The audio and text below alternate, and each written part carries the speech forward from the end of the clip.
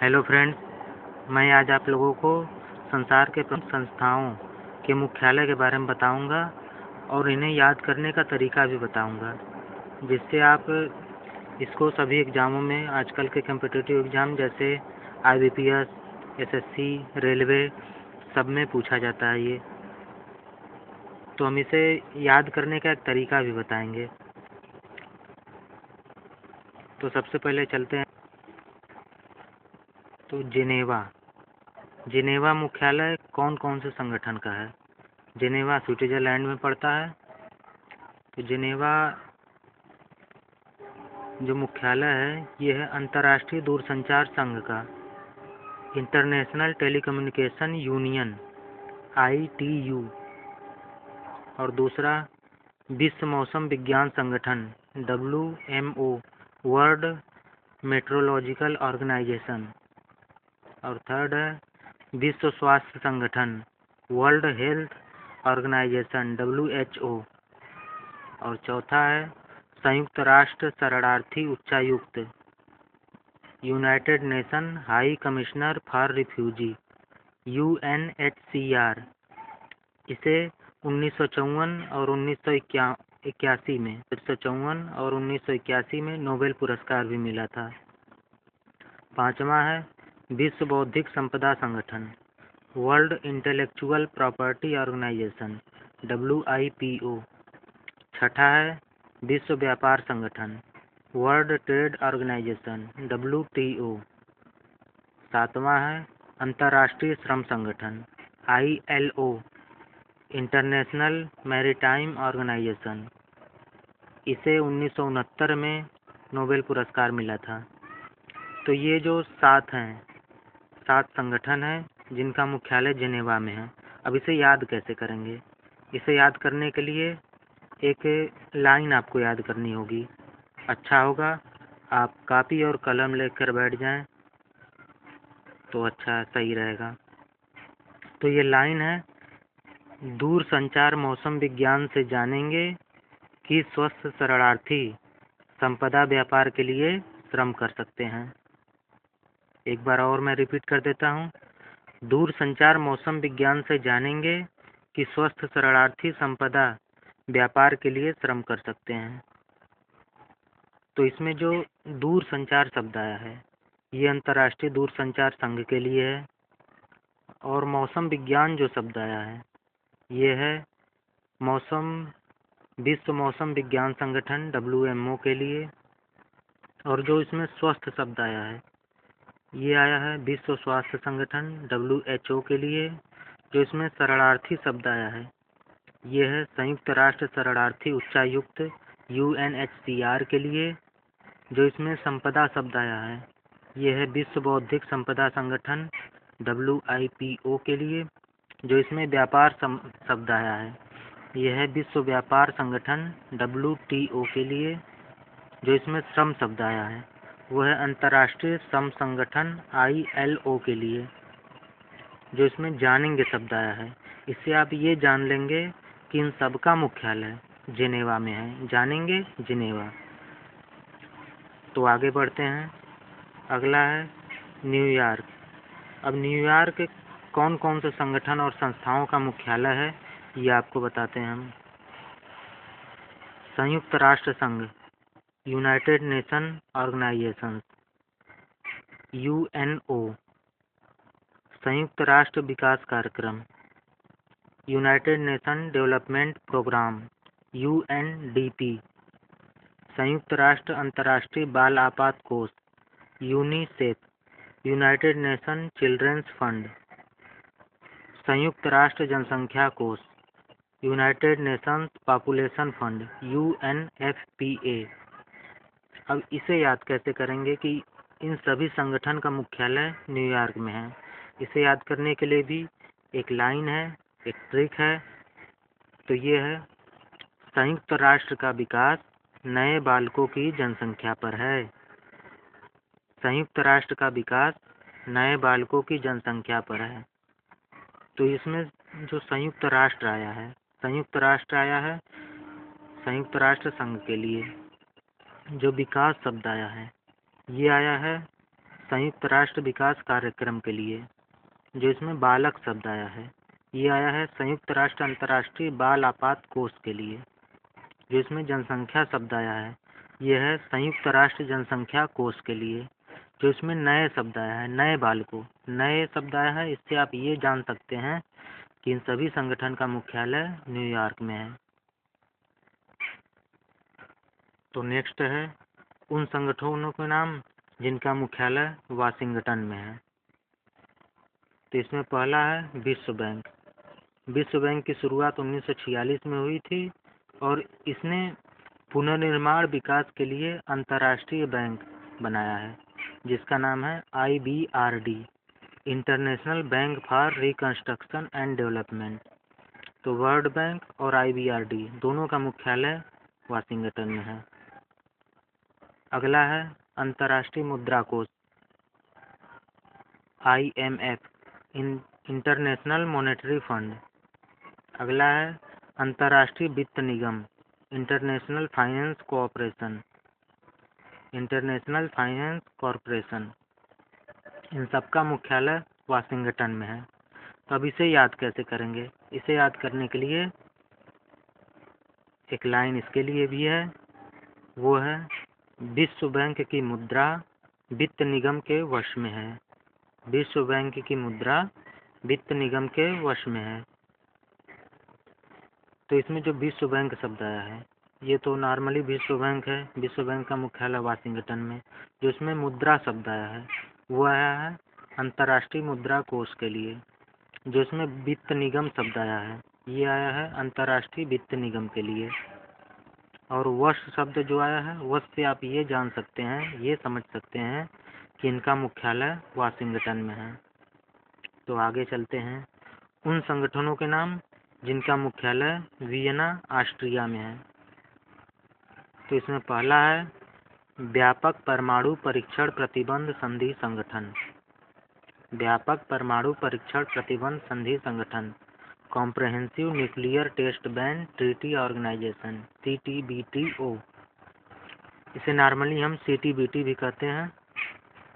उसके बाद अंतर्राष्ट्रीय परमाणु ऊर्जा अभिकरण, international atomic energy agency, IAEA। इसे 2005 में शांति का नोबेल पुरस्कार मिला था।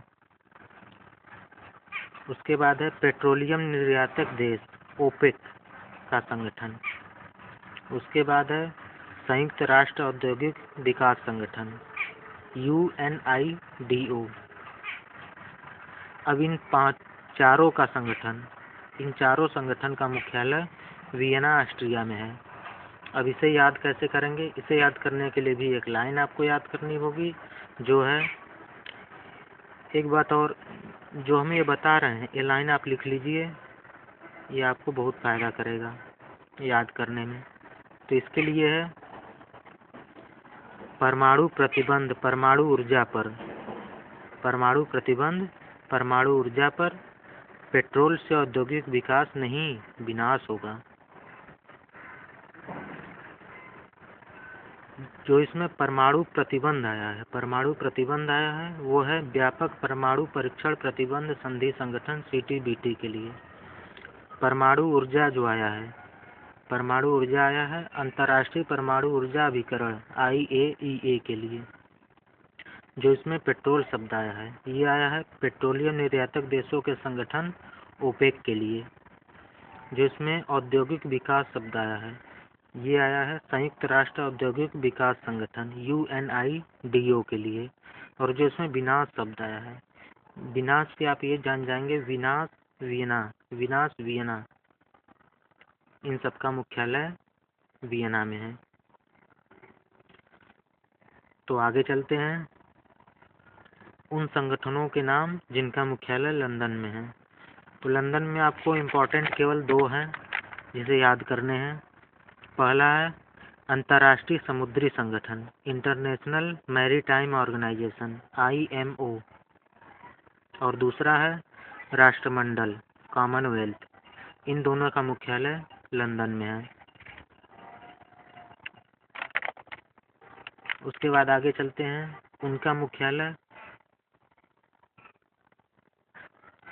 उन संगठनों के नाम जिनका मुख्यालय रोम इटली में है। तो इसमें है खाद्य एवं कृषि संगठन FAO, food and agriculture organisation. और फिर नेक्स्ट है अंतर्राष्ट्रीय कृषि विकास कोष, international fund for agriculture development, international fund for agriculture development.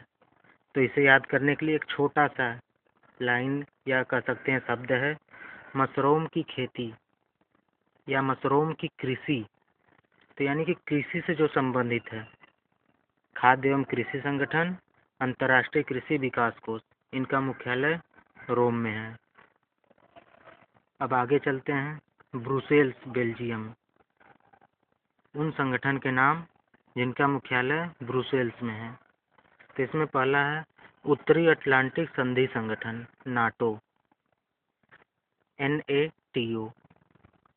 और फिर है यूरोपीय संघ, यूरोपियन यूनियन, EU। इसे याद करने के लिए नटऊ ब्रश करला, नटऊ। नटऊ की स्पेलिंग क्या होगी?